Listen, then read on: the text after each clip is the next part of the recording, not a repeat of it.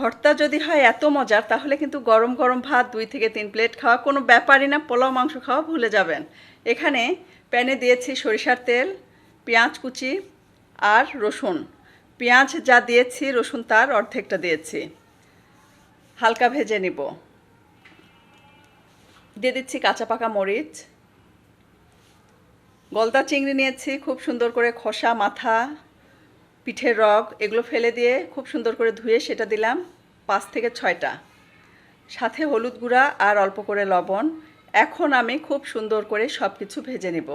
গলদা চিংড়িগুলো যেহেতু অনেক বড় বড় ছিল তাই চামচ দিয়ে কিন্তু এভাবে কেটে ছোট করে দিচ্ছিলাম যাতে করে ভাজাটা ভালো হয় আর খেতেও ভালো লাগে। খুব সুন্দর করে সব কিছু ভেজে নিয়েছি, উঠিয়ে নিচ্ছি। সে একই প্যানে দিয়ে দিচ্ছি পানি আর কাঁঠালের বিচি, দিয়ে দিচ্ছি লবণ, হলুদ গুঁড়া। খুব সুন্দর করে মিশিয়ে নিব। ঢাকনা দিয়ে ঢেকে অপেক্ষা করব সিদ্ধ হয়ে আসা পর্যন্ত। খুব সুন্দরভাবে সিদ্ধ হয়ে গেছে, পানি শুকিয়ে গেছে। ঠিক এরকম পানি শুকানোটাই আমার দরকার, পানি যেন না থাকে, ফুসফুসে লাগবে তখন ভর্তাটা খেতে। ঢাকনা দিয়ে ঢেকে রেখে দেব যাতে করে প্রপারলি আরও ভালোভাবে নরম হয়ে যায়। এখানে ভেজে রাখা শুকনো মরিচ নিয়েছি, দিচ্ছি লবণ, খুব সুন্দর করে পিষে নেব। সাথে দিয়ে দিচ্ছি সিদ্ধ করে রাখা কাঁঠালের বিচি, এটাকেও খুব সুন্দর করে পিষে নেব।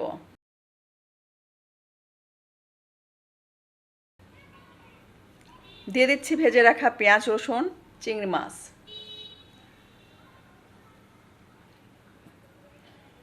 এটাও আমার খুব সুন্দর করে পিষে নেওয়া হয়ে গেছে। এখন আমি দিয়ে দিব কাঁচা পেঁয়াজ, ধনেপাতা কুচি। কাঁচা পেঁয়াজগুলো প্রথমে হাত দিয়ে চটকে নেব আর অবশ্যই কিন্তু মনে করে লেবুর রসটা দিয়ে দিবেন।